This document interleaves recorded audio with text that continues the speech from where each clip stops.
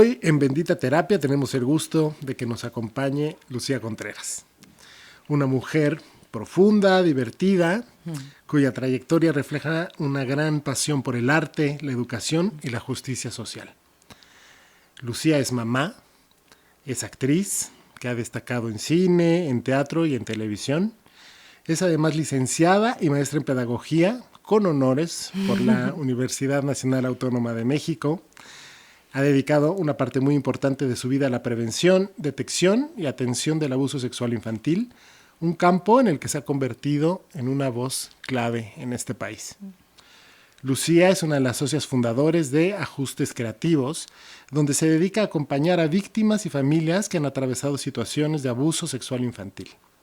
Su enfoque se centra en la creación de metodologías pedagógicas que combinan arte y educación para brindar herramientas reales y efectivas a las infancias, fomentando una educación sexual integral que promueve el respeto, la confianza y el amor.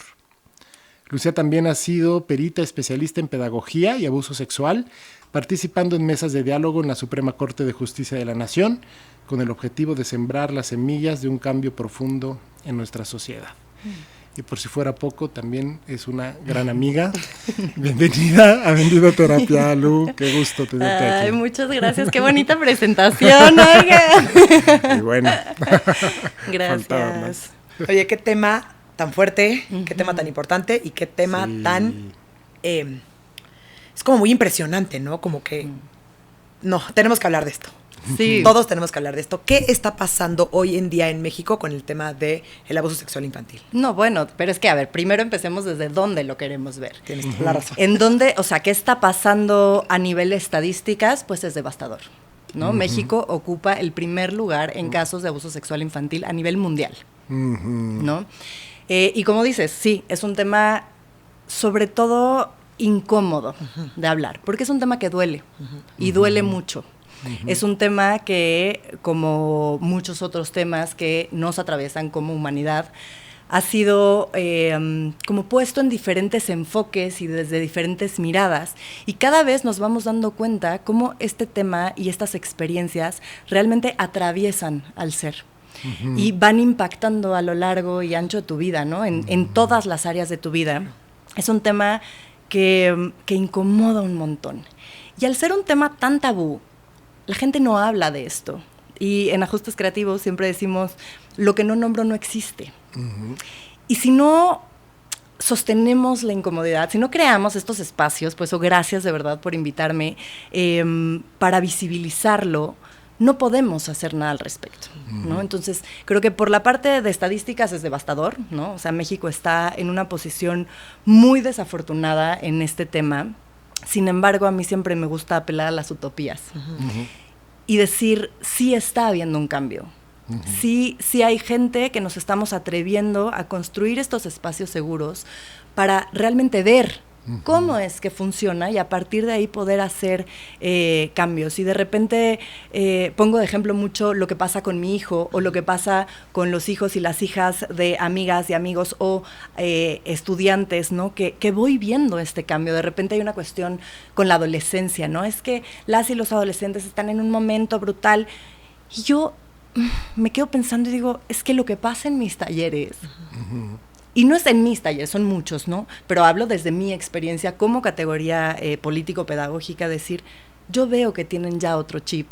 Y que si realmente como personas adultas que estamos acompañando a estas nuevas generaciones, nos atrevemos a meternos al tema que conlleva toda la parte de la sexualidad, ¿no? O sea, como desde una mirada integral, no la genitalidad, ¿no? O sea, si nos atrevemos realmente a decir, venga, quizá puedo o puedo no estar de acuerdo con los nuevos modelos vinculares.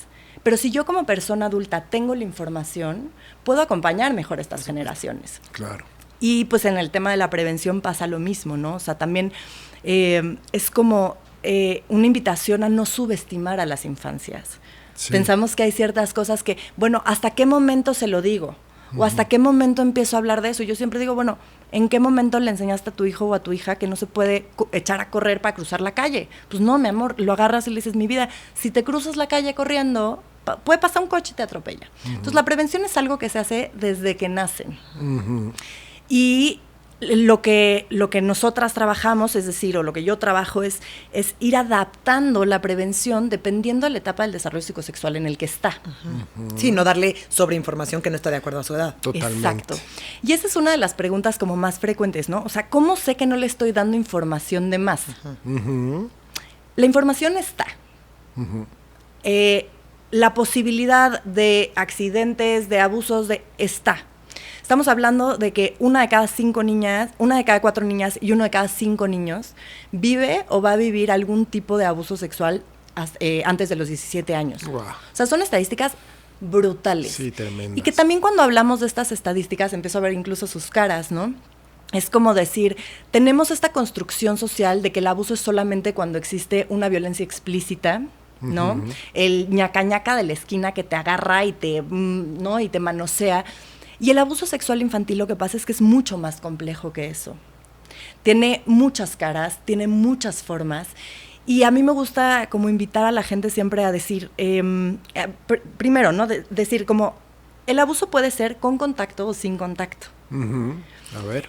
Con contacto son los más evidentes, ¿no? Claro. Son besos, son caricias, son, ¿no? Como esto que hasta, digo, desde los besos y caricias hasta, pues ya una violación, Claro. ¿no? Esos son como los más evidentes, que en algunos casos, si estamos hablando de un 5%, van a dejar una huella física, ¿ok? Y luego están los que son sin contacto. El que más veo últimamente en asesorías es la cuestión de la exposición a pornografía. ¿Qué es lo que pasa? Que este niño o esta niña se expone a un contenido sexual que no corresponde a su etapa del desarrollo. Por supuesto. Entonces se genera una huella. Sí, claro, su cerebrito no lo puede acomodar, no lo puede entender. No. Claro.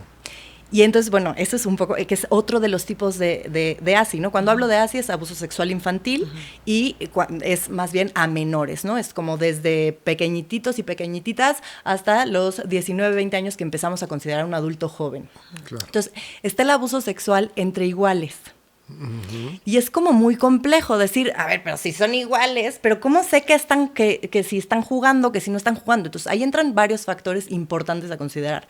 Uno es que el abuso se va a definir, el abuso sexual infantil se va a definir como acciones y o relaciones basadas en la gratificación personal del abusador, quien suele estar situado en una situación de poder, bien sea por edad, por tamaño, por posición o rol social. Claro. ¿Cuáles son los 2 puntos para saber que hay abuso? Uno es que hay asimetría de poder y la otra es la ausencia de consentimiento, que me gustaría hablar un poco más sobre consentimiento, porque de repente es consentimiento, sí, todo el mundo habla de consentimiento, pero ¿qué es eso? ¿Cómo le explico a un niño o una niña qué es el consentimiento? Claro. Entonces, cuando hablamos de abuso sexual entre iguales, ¿qué es importante? Porque es como muy común. Primero, partir de en qué etapa del desarrollo psicosexual están, ¿no? Porque si yo tengo esta información, tengo estas herramientas, sé que es esperable que a los 4 o 5 años jueguen a, ay, mira, yo tengo pene, ay, mira, yo tengo vulva, ¿no? O sea, como eso va a ser esperable. Pero si estamos viendo unos niños o unas niñas que están interactuando,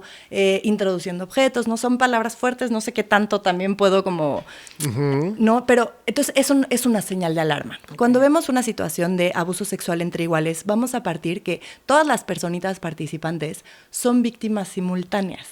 Sí, porque un niñito que está haciendo estas prácticas probablemente vivió un tipo de abuso él por otro lado, ¿no? Claro, a ver, Claro. Los niños y las niñas entienden el mundo mediante el juego, lo acomodan mediante el juego. Entonces, un niño o una niña que no ha visto, ha vivido o está viviendo una situación de abuso, no tiene la capacidad cognitiva ni de desarrollo para llevar a cabo este tipo de acciones. Entonces, he tenido muchos casos en donde se lleva a cabo un protocolo de abuso sexual como si fuera una persona adulta. Y no. Y claro, como mamá dices, híjole, o sea, le pasó a mi hijo o a mi hija, pues quiero estrangular al otro chiquito. La realidad es que no es responsabilidad del otro chiquito. Los padres. Claro, de las personas adultas. Y ahí es algo bien importante para mí, porque es como, generalmente, yo hablo como de estas estrategias mainstream de prevención, ¿no? A ver. Hay algunas cosas que claro que funcionan, que claro que vamos a adaptar. Sin embargo, a mí lo que me pasó fue que cuando yo empecé a trabajar en un proyecto en una institución de cuidado alternativo, o sea, una casa hogar, con niños y niñas que sus mamás estaban privadas de su libertad. Y pues obviamente el tema del abuso sexual infantil pues estaba muy presente. Yo soy superviviente de abuso sexual infantil y empecé, obvio, a trabajar mi propio tema desde tiempo antes y empecé a tomar como todos estos cursos de cómo hago para prevenir o para acompañar. Y había algo que a mí como que no me cuadraba desde la experiencia, ¿no? Y vuelvo a hablar de la experiencia como una categoría político-pedagógica, decir, hay algo que no cuadra. Y después de un tiempo me di cuenta que eso que no me cuadraba es que era que ponían la responsabilidad del cuidado en las infancias. Tú tienes que decir que no. Claro. Tú me tienes que venir a decir si alguien te toca de una manera que no te gusta. ¿Y cómo sabes que no le gusta? Que es otro de los temas súper tabús. Sí. El cuerpo tiene terminaciones nerviosas. Es placentero muchas veces el abuso sexual.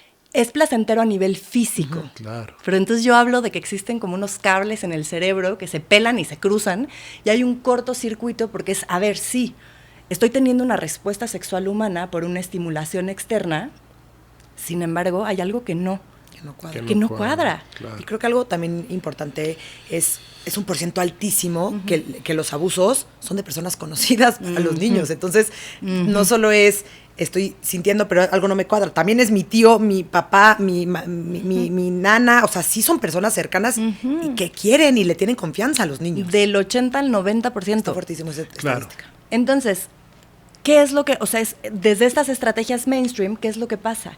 Es que partimos de un desconocimiento de cómo funciona el abuso sexual infantil. Entonces, ¿qué es lo que, como mi mirada, mi enfoque y lo que hacemos en Ajustes Creativos? Es decir, partamos de conocer cómo funciona el abuso sexual infantil. Y a partir de ahí, como personas adultas, tengamos herramientas para prevenir, para blindar a estas infancias y a estas adolescencias con esta mirada que yo como persona adulta tengo ante este tema. ¿Qué es lo que genera el contexto? Ahorita estábamos hablando de la responsabilidad, por ejemplo, de los padres, ¿no? Yo he escuchado mucho siempre y lo creo, ¿no? Que donde hay abuso hay abandono. Interesante. De alguna manera, ¿no? ¿Qué genera un contexto para que se dé? ¿Qué cosas generan el contexto para que se dé un abuso sexual? Está muy interesante. Creo que ahí podríamos hablar, por ejemplo, del perfil de la víctima. Va a haber factores de mayor riesgo. Ahorita hablo un poco de eso. Sin embargo, el contexto para que se dé un abuso es una necesidad no cubierta. Y entonces, si yo les digo a ustedes, o a quienes nos están escuchando o viendo, sienten o creen que durante su infancia y su adolescencia todas sus necesidades estuvieron cubiertas. Seguro que no. Claro que no. Sí, no, claro que no. Vamos, desde, bueno, sí, tenía casa y entonces soy muy agradecida y siempre tuve a mi mamá cuidándome. Sí, pero un día fuiste a la tienda y querías un chocolate y no te lo compraron. Claro.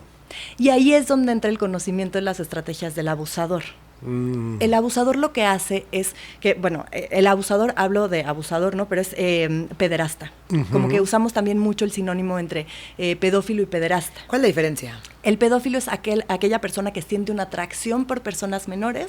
El pederasta es aquel que lleva a cabo, ¿no? Viene de la raíz eros. O sea, ¿no? Pedófilo puede ser, lo siente, pero igual lo controla. Exacto. Bien, lo controla. Y en países como mucho más avanzados en este tema, tienen como grupos, por ejemplo, ¿no? Para pedófilos, para que puedan acomodar este impulso y entender de dónde está viniendo.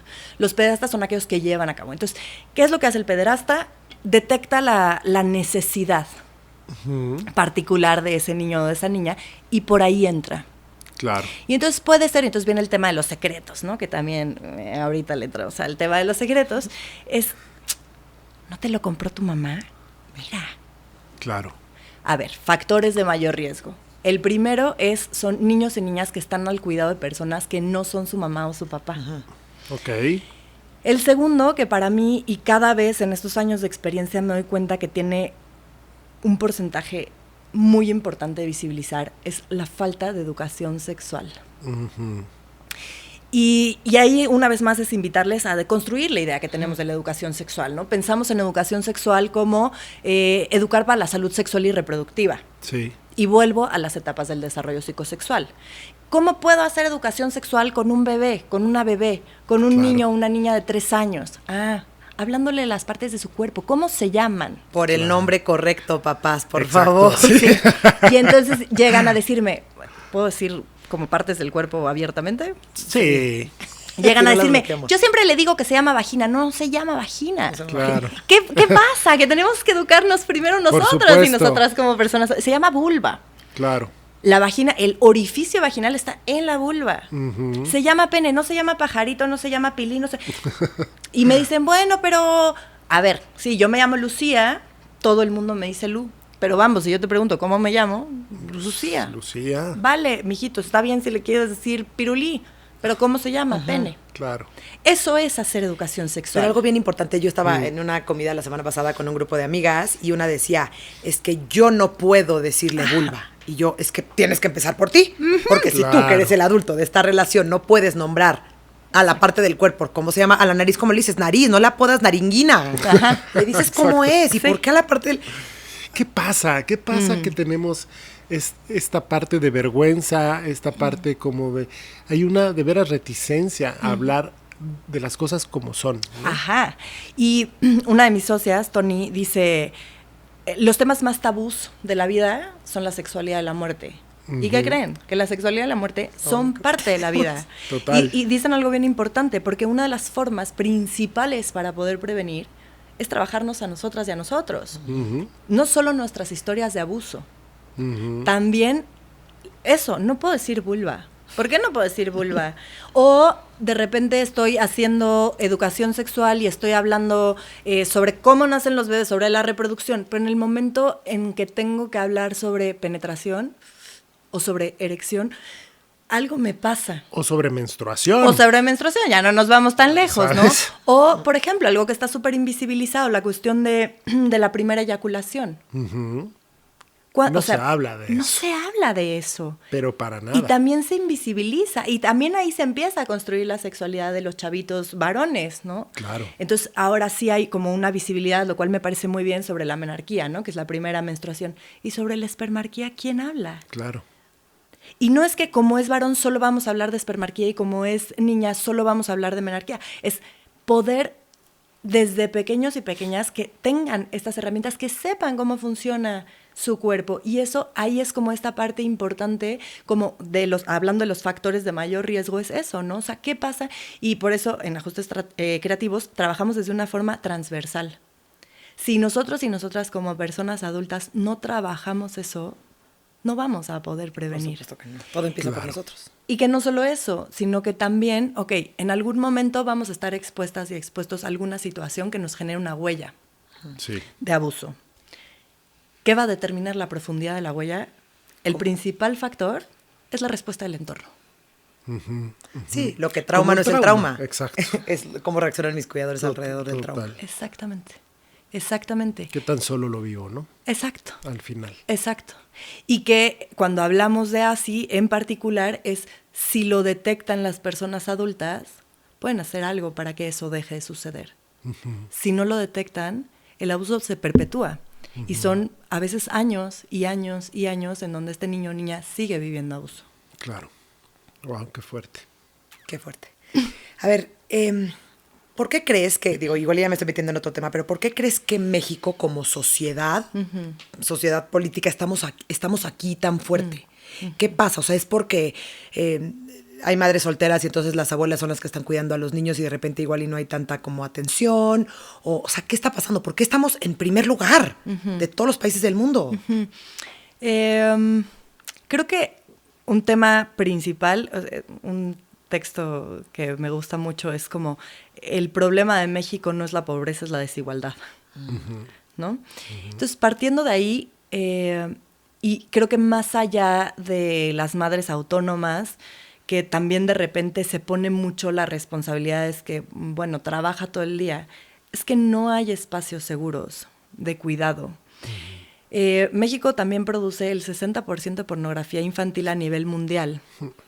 Actualmente el acceso a pantallas, que es un tema súper complejo, y también yo como mamá de repente es que, hijo, tengo que trabajar y no tengo la posibilidad de que hoy venga alguien a estar contigo, pues pantalla. Las nuevas pornografías saltan los controles parentales. Entonces, Eso por un lado. Otra parte, hay una cuestión, bueno, pues sí, como patriarcal y súper machista de normalización del abuso, ¿no?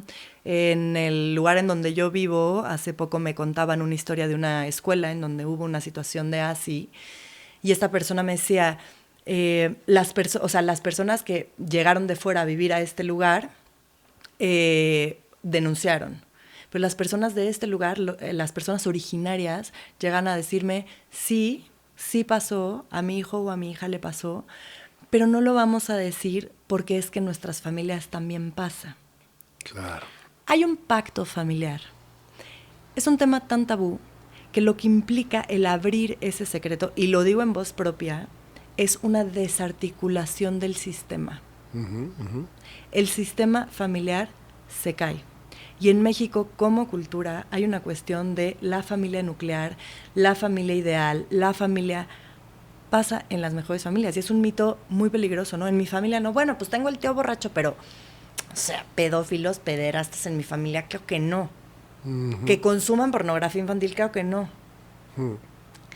Y creo que hay como muchos factores, ¿no? O sea, creo que nos daría para un episodio más hablar de eso, pero creo que sí hay una cuestión cultural de el mantenimiento del secreto por la imagen de la familia y de la persona, ¿no? O sea, ¿cómo voy a traicionar a esta persona que quizá es la proveedora de esta familia, ¿no? O sea, he recibido casos así de papá es quien abusa y la mamá dice, es que no me puedo salir con mis hijos de la casa. Claro. Porque no tengo ingresos, porque no tengo red, porque no tengo a dónde ir. Entonces sí, por parte del Estado se hacen algunos esfuerzos por tener estos No, es mucho más complejo que eso. Sí, claro. Es qué está pasando en el cómo nos vinculamos y que también estas estructuras sociales de normalización de la violencia y de replicar este tipo de abusos no da posibilidad para que salgan, ¿no? O sea, chavitas y niñas y niños que tienen que vivir con su abusador porque no hay opciones. ¿Por qué? Porque México es un país sumamente desigual. Sí. Y mucho pasa también, ¿no? En las casas en donde, o sea, porque con lo que estabas platicando que ya no terminaste, no te dejamos terminar la idea de que no hay abusos con contacto y sin contacto. El abuso sin contacto también es ver tú como niño relaciones sexuales entre tus padres. Exacto. Entonces muchas veces la pobreza que vivimos en este país, que todos viven en un mismo cuarto, que todos, ¿no? Y entonces es una cosa que... Y Mitch, si nos vamos más allá, ¿no? Porque a veces como polarizarlo y decir, es que en estos contextos pasa más, también es invisibilizar quienes supuestamente estamos en el privilegio, ¿no? Es cómo como personas adultas cuidamos nuestra intimidad y nuestro vínculo sexual con otra persona adulta en la presencia de los niños o de las niñas. No es lo mismo que como adolescentes caches a tus papás o a tu mamá y su pareja o tu papá y su pareja a una niña de 9 años, ¿no? Claro. El impacto es distinto, la posibilidad, o sea, en la infancia como se vive es algo le está haciendo. Algo agresivo. Sí. Algo agresivo. Sí. Incluso desde la antroposofía, que hay cosas con las cuales comulgo y otras no tanto, dicen que el tener relaciones en el mismo espacio que un bebé genera ciertos olores y como energías que generan este impacto. Y sí, de repente es difícil. Y una vez en un taller, con gente con privilegio, el papá me decía, pues entonces ya que lo saque de la cama. O sea, tiene 3 años y duerme y yo les pregunto, ¿la cama es el único lugar en donde puedes tener relaciones coitales con tu pareja? Sí. Vamos, también saquemos nuestra creatividad y cuidemos esos espacios, porque sí, efectivamente, eso puede generar una huella. Sí, sí. ¿Cómo se pueden crear contextos seguros para la prevención? Sí, creo que hay muchos aspectos. Me gustaría partir de que el primero es hacer comunidad. Bien. Hacer comunidad en donde, y sí, sé que quizás suena utópico y suena... Yo no creo que sea utópico. Ajá. De verdad. Es convivido en comunidades, ¿no? Porque uno de los elementos importantes para hacer prevención es permitir la intimidad y la privacidad. La privacidad es un derecho humano que los niños y las niñas también tienen. Y como papás y como mamás de repente es como, yo tengo que saber todo. No tienes que saber todo, pero ¿qué es importante? Y yo ahora siempre pongo el ejemplo de otra de mis socias, Caro, tiene 3 crías. Y el más grande y el segundo, cuando tienen algo es, mamá, ¿le hablas a Lucía? Es que tengo algo importante que decirles. En el espacio en donde yo vivo, sí es un pueblo, sí, pero les invito a que hagan esa comunidad, ¿no? Llego a dejar a mi hijo a una clase y sale una chavita que fue mi estudiante hace un año. Lu, qué bueno que te veo porque te quiero contar que me pasó esto y entonces un caso hace poquito, ¿no? Así, vi que el chico con el que estoy saliendo consume pornografía. ¿Cómo le hago? ¿Qué le digo? ¿Qué herramientas puedo usar? Eso es hacer comunidad. Me pongo como referente porque es la experiencia que tengo, pero lo voy viendo cada vez más, ¿no? Cuando vamos, por ejemplo, a escuelas a dar talleres o con grupos de madres y padres, es decir, no, el adolescente o la adolescente por naturaleza lo que va a hacer es alejarse de la familia. ¿Qué vamos a hacer? Vamos a proporcionar otros espacios con personas adultas que sean seguros. Claro. Comunidad en el sentido de, si alguien me dice que una persona es pederasta, créele. Claro. Créele, porque está cuidando a tus infancias. Eso por un lado. Por otro, en esta comunidad, así como nos ponemos de acuerdo en la escuela o en grupo de amigas y amigos, de decir, los niños o las niñas van a ver tele o no van a ver tele. ¿Qué programas van a ver? ¿Van a comer carne o no van a comer carne? O ¿cómo les vamos a enseñar matemáticas? ¿Con este método o con este método? También es importante trabajar nuestra propia incomodidad y hablar de sexualidad y hablar de abuso y decir qué hacemos, cómo lo hacemos. Es algo que no se puede hacer en individual. Es algo que se hace en colectivo. Sí, qué importante esto, ¿no? O sea, obviamente, y sí, la forma en que se ha estructurado de alguna manera la sociedad está golpeando el modelo comunitario, ¿no? Y pues sí, digo, más allá de las situaciones de abuso, todo tiene que ver últimamente con eso, ¿no? Nos estamos cayendo a veces a pedazos, pero qué bueno que tenemos a gente como Lucía que nos ayuda a replantearnos cómo juntarnos de forma justo. A ver, Lu, yo tengo una pregunta. Un adulto que vivió un abuso de niño, ¿cuál sería como el mejor escenario posible, no? Porque probablemente muchos de estos pedófilos, de estos pederastas, fueron víctimas en su infancia, ¿no? Eso es bien interesante, Mitch, porque es como algo, es un mito, ¿no? Es una construcción de eres pederasta porque abusaron de ti de pequeño. En los estudios, o sea, las estadísticas nos dicen que solamente 1 de cada 8 pederastas fueron abusados sexualmente en la infancia. Sin embargo, es una de las estrategias que estas personas utilizan para generar empatía. Es que a mí me lo hicieron de chiquito. Pero entonces, ¿qué forma, o sea, qué estructura o qué experiencias en la infancia forman a un... Por ejemplo, en Reino Unido, que es uno de los lugares en donde más se ha estudiado este tema y se han metido con ganas, han visto que aunque solo 1 de cada de esos 8 fue abusado sexualmente en la infancia, los 8 crecieron en un contexto de violencia y abuso. Claro, aunque no sea no sexual, pero hubo abuso. Hubo abuso. Claro. Y sí, es el patrón de relación que aprendes, ¿no? Ajá. Pero contestando a tu pregunta, que me desvié porque esto es un mito que es como muy... Gracias. ¿Cuál es el panorama? El panorama puede ser infinito. Habemos quienes decidimos dedicarnos a esto para prevenir que otras infancias vivan lo que nosotras vivimos. Yo veo mucho, por ejemplo, que muchas y muchos sobrevivientes y supervivientes, que ahí es importante, ¿no? Víctima es cuando lo estás viviendo, sobreviviente es cuando ya lo viviste, y superviviente es cuando ya lo puedes hablar, ya lo has trabajado, ¿no? Entonces, sobrevivientes y supervivientes que llegan a una asesoría hablándome de cómo se les activa una necesidad de cuidado hacia las infancias. Eso yo lo veo muchísimo. Es el sanador herido. Vivo en alerta constante porque no quiero, porque yo sé lo que duele. Claro. Porque yo sé cómo se vive. Al ser un tema tan tabú, hay muchas personas que se mueren sin poderlo nombrar, sin poderlo decir. Hay algo que se llama revelaciones tardías.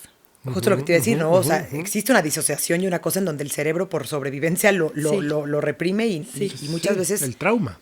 un olor, un algo que te despierta y te acuerdas muchos años después. Sí, pueden ser factores internos o externos. Estas revelaciones tardías las vamos a ver como entre los 25 y los 35 años, que es, o sea, si nos vamos como a los factores externos, es cuando yo ya me salí de ese barco. Ya soy una persona adulta independiente que no dependo económica y emocionalmente de mi núcleo familiar o del espacio en donde se cometió el abuso, por ejemplo, ¿no?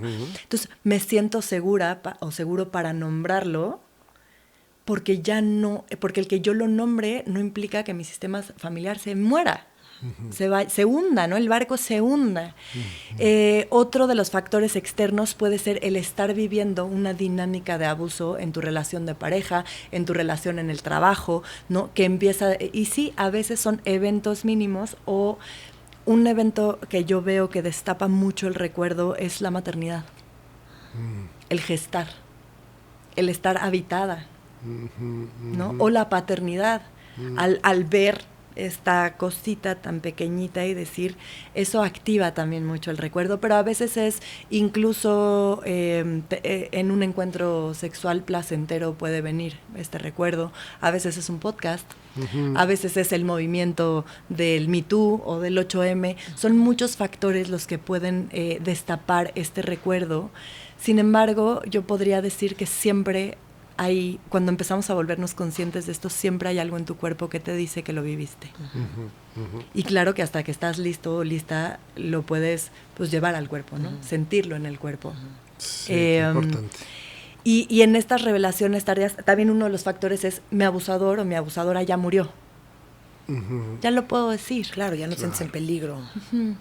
Sí. Y ahí sí siempre mi invitación es a decir... uno, bien importante, que sepamos que nuestro terapeuta trabaja y conoce y tiene herramientas para acompañar situaciones de así. Porque yo sé muchos colegas, ¿no? Como que con la mejor intención de acompañar el proceso, también es un tema tabú. Y también los terapeutas tienen o tenemos limitaciones. Claro. Y es un tema tan tabú que no se conoce, que no se sabe, por ejemplo, que las bases emocionales del abuso son la culpa, el miedo, la vergüenza y la corresponsabilidad. Y esta última es súper importante, ¿no? Porque somos personas que vamos creciendo es que algo tuve que haber hecho yo para que esto pasara. Y ahí volvemos totalmente a las estrategias del abusador y cómo las técnicas mainstream de prevención, pues, no cuadran con la realidad. Entonces, sí es una invitación a decir, échense el clavado. Duele y duele muchísimo y es frustrante porque de repente son años de terapia y años de proceso personal y pasa algo que te lo vuelve a destapar y que dices, qué cansado. Sin embargo, digamos, puedo decir, en este lugar de llevar casi 20 años trabajando mi abuso, puedo decir, vale la pena poder sentir. Y creo que en este sentir, no sé si hay una cosa como de retomar tu poder, de retomar como tu ¿no? Yo no sé si hablaría de poder, porque creo que la reacción emocional después de un abuso puede ir como para diferentes lugares. Creo que es el volver a conectar contigo. No, siento. Siento desde un lugar en donde no siento, donde no lo atravieso. Claro. Porque estar en mi cuerpo es un peligro después de haber vivido así. Entonces evito estar en mi cuerpo. Y tiene, pues claro, es tu mecanismo de defensa, pero también tiene una incapacidad de conectarte y de vincularte profundamente. No, por supuesto, y de perder la presencia, ¿no? O sea, sí. Y que el poder, yo creo que cualquier sobreviviente o superviviente nunca lo perdió. Claro. Sí. Sientes que se te va, pero poder seguir existiendo después de haber vivido así se requiere de un montón de poder, ¿no? O sea, la energía vital te saca. Como sea, ¿no? Sí vemos que un estudio que leí hace no mucho en Reino Unido igual, sobre clínicas de tratamiento para trastornos de conducta alimentaria, se dieron cuenta que el 95% de las personas que estaban en el centro habían vivido abuso sexual en la infancia. Wow. Y hay una correlación muy importante entre la comida y el abuso, ¿no? ¿Por qué? Porque es algo que yo puedo controlar. Y en ese momento hubo algo que yo no pude controlar. Necesito controlar lo que entra a mi cuerpo. Claro.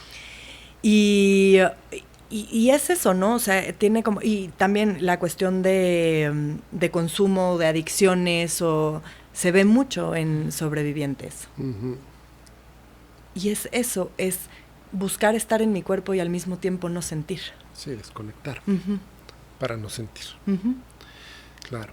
Siguiendo con la prevención, ¿qué otra cosa, qué otro factor puede ayudar? Claro, es educación sexual integral, definitivamente, ¿no? Sí. Desde todas las áreas y transversalmente en todos los grupos etarios del grupo.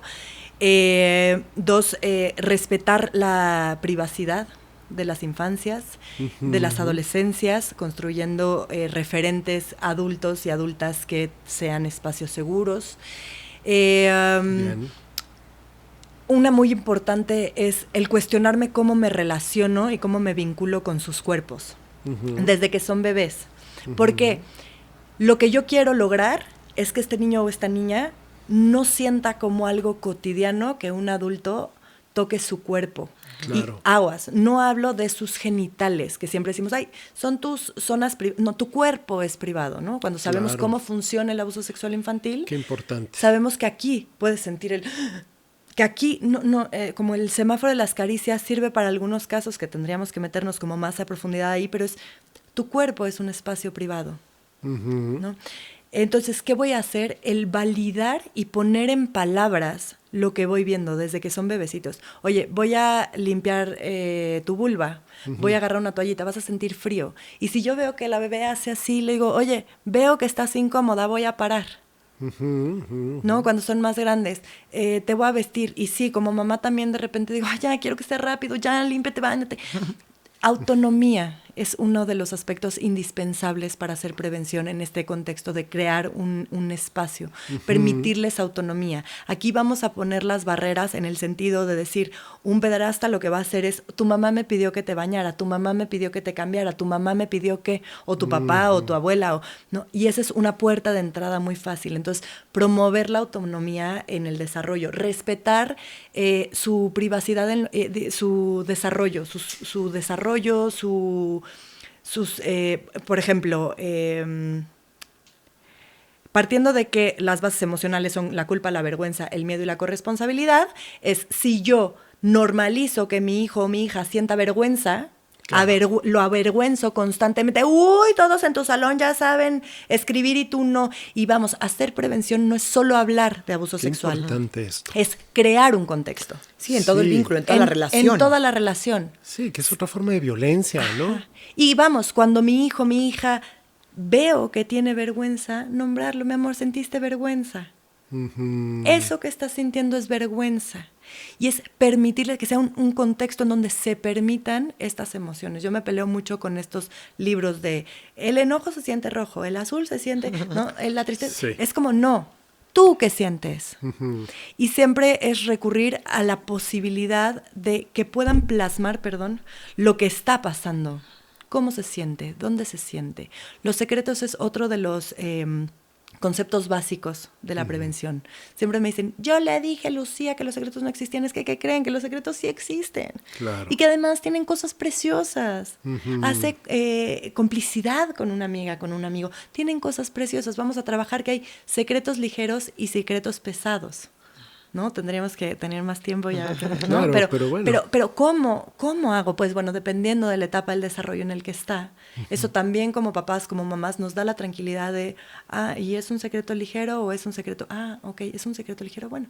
Que los secretos ligeros tienen fecha de caducidad, se sienten bien en el cuerpo y entonces damos herramientas materiales para que en plastilina, colores, ¿no? Que lo puedan poner ahí y es eso, es permitirles lo que le está pasando validando. Otra cosa esencial es la observación y el respeto. Respeto sus procesos, respeto lo que está sintiendo y para eso pues primero me tengo que respetar yo. Oye, respeto su no, respeto sus límites. Eso es súper importante y que ahí entra la cuestión del consentimiento. Nada más rápido, como el consentimiento, ¿qué es? ¿Cómo se come? Bueno, para saber cuándo hay consentimiento y cuándo no hay consentimiento, yo digo que el consentimiento tiene 5 pilares. A ver. Si alguno de estos 5 pilares no se cumple, hay ausencia de consentimiento y la ausencia de consentimiento es igual al abuso. Bien. Entonces, el consentimiento es libre, informado, específico, reversible y entusiasta. ¿Okay? Es libre porque no hay ninguna coerción o consecuencia positiva o negativa de hacer o no hacer algo. Es informado. Y aquí es muy importante. Las personas que están participando tienen la misma capacidad y desarrollo de entender lo que está pasando. Eso. Es específico, recae en una acción concreta. No está ay, pues me prendes el boiler y no te metes a bañar. Ok, yo te di mi consentimiento para darte un beso. Claro. Es reversible, esto es súper importante. ¿No? Porque si dentro está así como unos adolescentes que son novios y que van a tener su primer encuentro coital, lo que sea, oye, pero ya no quiero, pero quedamos desde hace... No, ya no quiero. Claro. Si no es reversible, no hay consentimiento y es entusiasta. Me dan ganas. Porque de repente es como, pero se está riendo, sí, se están riendo por nervios, por incomodidad, no, es entusiasta, se siente bien en el cuerpo. Entonces, bueno, esos son a grandes rasgos como conceptos básicos para crear un entorno en donde sea más difícil para el pederasta entrar. Claro. Oye, a ver, esta va a ser una pregunta yo creo para las dos, porque las dos son unas cracks en esto. Pero no es nuestra invitada. Pero una mamá, un papá que necesitan información sobre esto, que dicen, ok, ¿dónde aprendo a hacer todo esto? ¿Qué recursos hay? ¿A dónde se pueden acercar? Creo que esto es súper importante porque, digo, parte de que nosotros tengamos este podcast y que exista Bendita Terapia es para acercar a las personas a recursos válidos, a recursos reales, a recursos que de veras funcionen, ¿no? Y creo que eso es como muy importante, ¿no? Si ya estamos en una cultura donde no se habla de esto, donde se genera vergüenza por el teléfono que suena, por ejemplo, donde se genera vergüenza por las cosas más orgánicas y más naturales, donde no se habla, donde yo me imagino, que hasta en una plática entre mamás, hablar de que siento que a mi hija, a mi hijo está en una situación de abuso o me quiero informar, también no debe de ser sencillo. No. ¿Qué recursos hay en este país, en esta ciudad? Sí, hay varias fundaciones e instituciones que están haciendo esto. Claro que yo les invito a que por supuesto me busquen. Claro. Nos pueden encontrar en Instagram como ajustescreativos.mx y a mí en lo individual en Lucía en el Cuerpo con _ en cada uno. Es Instagram nuevo en donde subo solamente contenido de prevención y de detección. Está también para mí uno de los espacios que yo confío plenamente es la Casa Mandarina, ¿no? Ahí para atención. Y eso, ¿no? Informémonos, atrevámonos a hablar de este tema que es súper incómodo.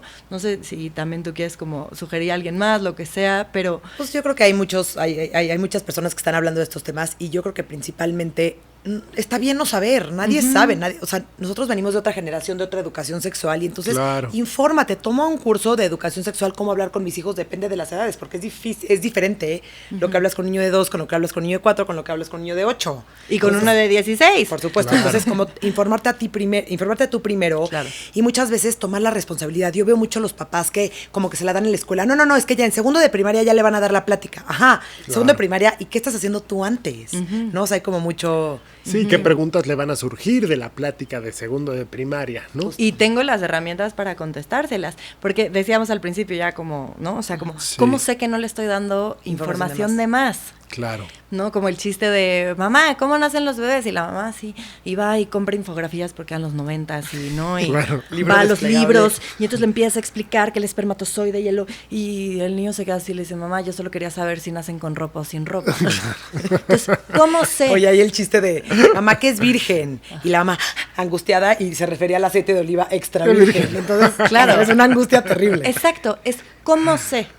¿Qué quieren saber? Uno, Es indispensable ser estas personas adultas que son el espacio seguro en donde pueden recurrir a cumplir sus necesidades. Porque si no, ¿qué creen que dónde las van a buscar? O con pares que tienen igual o menos información que ellos y ellas, o en el internet, que es súper peligroso. Ojalá que cuando pusieras cualquier palabra sobre sexualidad en internet te saliera una sexóloga explicándote. No, sale pornografía.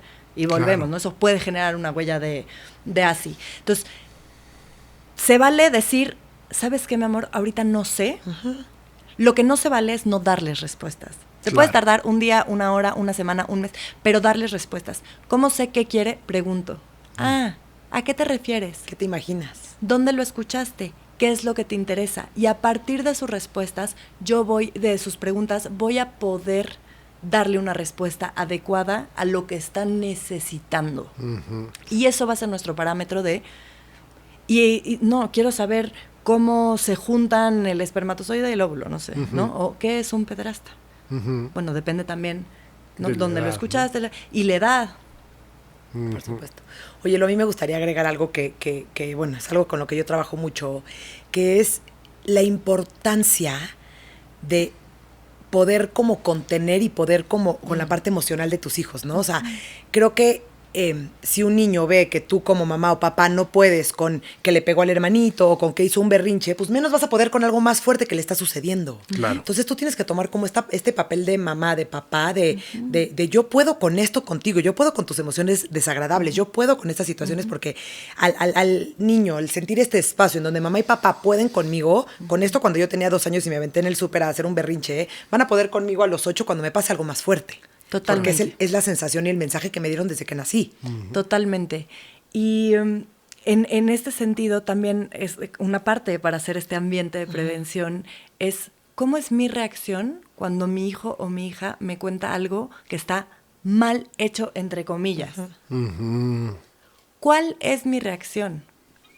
Y vamos, puede ser desde el me comí el chocolate. Yo con mis chocolates es que ya vieron que tengo mi tema, ¿no? Entonces mi hijo, por ejemplo, sabe que no puede agarrar mi chocolate. O sea, mis chocolates están escondidos. Son mi gusto, mis chocolates. Entonces, mi amor, ¿te comiste mi chocolate? No toda la boca. No, mamá. Mi amor, ¿sabes que hay un espacio de confianza en donde... Bueno, sí me comí tu chocolate. Desde eso hasta mi hijo tiene 5 años, llega, mamá, hice una travesura en tu cuarto.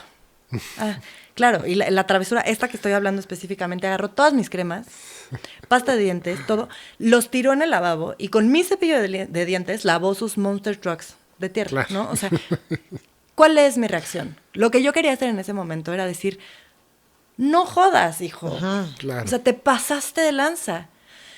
Respiras y sabes que estás haciendo prevención y que estás construyendo este espacio seguro en donde le estás dando la confianza de decirte aquello que está mal hecho, entre comillas. Y le digo, mi amor, muchas gracias por tenerme la confianza de haberme dicho esto.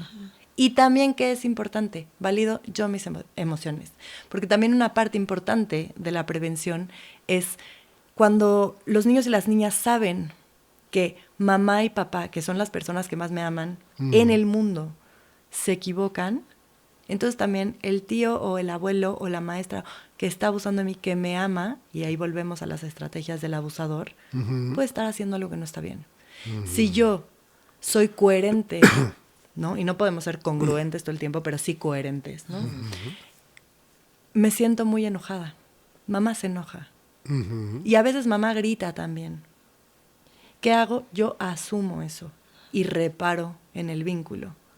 ¿Eso qué es lo que va a poner en el panorama de este niño o esta niña? Cuando mamá hace algo que me hace sentir mal, puede venir a pedirme una disculpa. Las personas adultas no siempre tenemos la razón. Y poder acompañarles en lo que les va pasando emocionalmente, y creo que también ahí entra como esta cuestión de la expectativa de la crianza respetuosa, ¿no? O de la crianza consciente, decir, entonces a mamá no le pasa nada. No, espérate. Mamá también tiene necesidades, mamá también a veces se enoja, pero en la posibilidad que tengo de decirle, la regué, mi amor, y te quiero pedir una disculpa, eso también es hacer prevención. Claro, qué importante. Humanizar todo, ¿no? Todos los roles. Pues muchas gracias. Ay, gracias. Qué Querida bonita Lu. plática, qué Sí. fuerte tema, qué Sí. importante que estemos todos hablando de esto, abriendo los espacios, ¿no? Comunicándolo. Y creo que, bueno, yo tiendo a ver el vaso más lleno siempre. Y entonces creo que estamos cambiando, ¿no? O sea, yo me acuerdo de una de mis amigas que sufrió abuso por parte del chofer en casa de su abuela. Y cuando lo abrió con su mamá, la respuesta de la mamá fue: cuando llegues a casa de la abuela, no juegues en el jardín, métete directo a la casa. ¿Sabes? O sea, como que, y creo que hoy ya si alguien dice eso, ya cambia, o bueno, esperemos que sí ya pueda un poco como más cambiar. Sí, Pero estamos más, de alguna forma, más informados, aunque no lo suficiente, pero creo que algo creo que vamos por en buen algunos camino. sectores se ha Por avanzado, mejor ¿no? camino. Sí, es como esta invitación a, venga, sostengamos la incomodidad, formémonos, porque de verdad la respuesta del entorno puede determinar la huella. Sí. Y es bien importante. Y trabajarnos a nosotros y a nosotras mismas como personas adultas. Eso también nos va a permitir hacer prevención y detectar. Y que no se perpetúe, que no sean años de vivir abuso. Porque si yo puedo como ir reparando mi propio abuso y trabajando mi propia historia, tengo este espacio para mirar a estos niños y a estas niñas. Gracias, Lu. Gracias por tu trabajo. Gracias, Mitch. Gracias. Gracias. Lu. Vamos. Gracias a todos. Nos vemos Si la les próxima gustó, semana. Si les gustó, denle like. ¿Y qué más? Campanita y Eso. corazón y suscribirse y todo. No, y también pongan sus preguntas. Nos sirven y también los escuchamos. Gracias. Adiós. Gracias.